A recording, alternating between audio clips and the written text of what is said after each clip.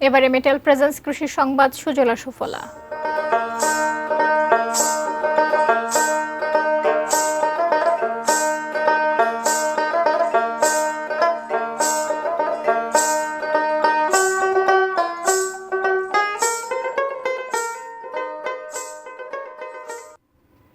কুমিল্লায় চাষ হচ্ছে সুপার ফুড হিসেবে পরিচিত পুষ্টি ও ঔষধি গুণ সম্পন্ন সবজি বিটরুট।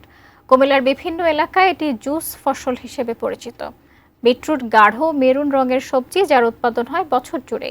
কুমিল্লার বুড়িচং, সদর দক্ষিণ, দেবিদ্বার, বড়ুয়া ও মুরাদনগর সহ বিভিন্ন উপজেলায় বিটরুটের চাষ হচ্ছে। চাষ পদ্ধতি অনেকটা মূলা ও গাজরের মতো। অন্য সবজির পাশে সাথী ফসল হিসেবে বিটরুটের চাষ করা হচ্ছে। বিটরুট চাষি মাসুম বিল্লাহ জানান, চাষে 5,000 টাকা খরচ হয়েছে, ফসল বিক্রি করেছেন 20,000 টাকায়। ভালো দাম পাওয়ায় বিটরুট চাষে কৃষকদের মাঝে আগ্রহ বাড়ছে।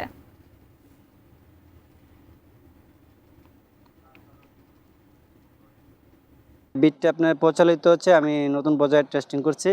এটা আপনার খরচ কম, মোটামুটি লাভবান যাওয়া অনেক। 5,000 টাকা খরচ করলে আপনার ম্যাক্সিমাম 20,000 টাকা আসবে। এটা একটা উন্নত ধরনের ফসল, এটা অতীতে আমাদের এলাকায় ছিল না, বর্তমানে আমাদের এলাকায় আসছে। এটা ফসল করলে যে কৃষকে করব তার অত্যাধিক লাভ হয়। বিটরুটকে বলা হচ্ছে ভিটামিন এবং খনিজ উপাদানের জিপ ফাইল।